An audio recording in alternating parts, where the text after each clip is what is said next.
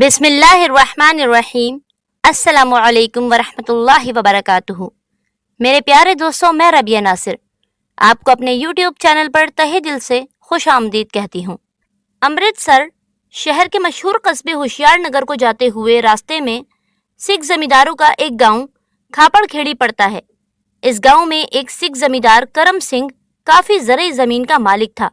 उसने गांव की आबादी से बाहर एक मकान बनाकर रिहाइश इख्तियार कर रखी थी और 3-4 घर बसाकर अपनी बस्ती बना रखी थी।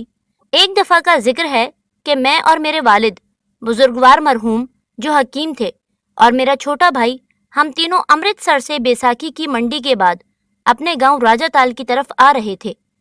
हमारी अच्छी खासी जमींदारी थी। वालिद साहब ने मंडी अमृतसर से एक उम्दा बैल खरीदा और मशवरा हुआ कि हम तीनों बैल को लेकर पैदल ही गांव को चलेंगे। चुनाचे तीसरे पहर हम अमृतसर से रवाना हुए। शाम के करीब हम माँ बैल के करम सिंह जमींदार की बस्ती में पहुंच गए। वालिद साहब और करम सिंह की कुछ पहले ही जान पहचान थी। कहने लगे कि आओ, आज रात यहीं ठहरें और तुम्हें एक सिख मुसलमान दिखलाएं। हम करम सिंह की हवेली में पहुंच गए। 2-3 जोड़ी बैल, चंद भैंसें और ऊंट बंधे हुए थे। हमने भी अपना बैल वहीं बांध दिया। इतने में करम सिंह भी बाहर आ गए।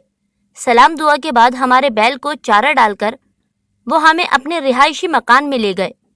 शाम की नमाज का वक्त हो रहा था। हमने नमाज पढ़ने की बात की तो करम सिंह फौरन एक पीतल का नया लोटा पानी से भर कर ले आया। कहने लगा, लो वुजू करो और यहीं नमाज पढ़ो। हम जरा हिचकिचाए कि सिख के घर में नमाज। करम सिंह हमारी झिझक देखकर कहने लगा, कोई मुज़ायका नहीं, बल्कि हमें बड़ी खुशी है कि मेरे घर में बहुत मुसलमान नमाज पढ़ते हैं। इतने में उसकी बीवी बड़े बॉक्स में से नई धुली हुई सफ़ेद चादर निकाल कर लाई और कहने लगी, लो इस पाक पोतर कपड़े पर नमाज पढ़ो। फिर चादर एक साफ सुथरे चबूतरे पर बिछा दी। हम नमाज से फारिग हुए तो करम सिंह अपने मकान में से कुरान शरीफ 2-3 रुमालों में लिपटा हुआ निकाल कर लाया और बड़े अदब से हमारे सामने रख दिया। कहने लगा, आप जो कुछ मेरे घर में देख रहे हैं, ये सब कुछ इस कुरान शरीफ की बदौलत है। जब से ये कुरान शरीफ हमारे घर में आया है तो तमाम तकलीफ़ें दूर हो गई हैं। बाहर खेतों में अनाज के ढेर लगते हैं, माल मवेशी की बहुतात है, भैंसों का दूध संभाले नहीं संभलता और घर में अनाज की बोरियां भरी रहती हैं। जब वालिद साहब ने उससे पूछा कि ये बरकत वाला नुस्खा कुरान शरीफ आपके घर में किस तरह आया, तो करम सिंह की बीवी ने बताया कि सरदार जी ने इस बस्ती में एक जोलाहा भी बसाया हुआ था। उसकी लड़की ब्याही गई तो वो अकेला रह गया। आखिर वो थोड़े ही अरसे बाद बीमार होकर मर गया। उसके घर का सामान वगैरह उसके रिश्तेदार जो दूसरे गांव में रहते थे सब ले गए। उसका कोठा जो हमने उसे दिया हुआ था काफ़ी अरसे तक खाली पड़ा रहा।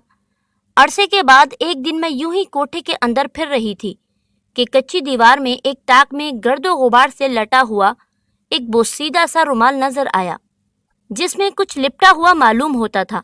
मैं वो लिपटी चीज़ उठाकर घर ले आई।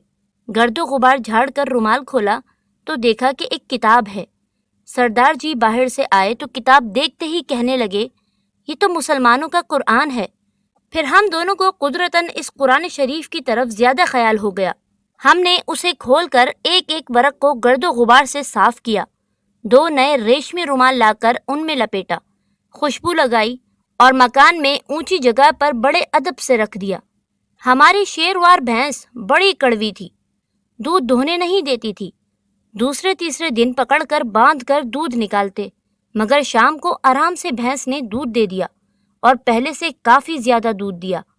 भैंस मुतवातिर आराम से बाकायदा और ज़्यादा दूध देने लगी। हमारा कुरान शरीफ पर यकीन पुख्ता हो गया।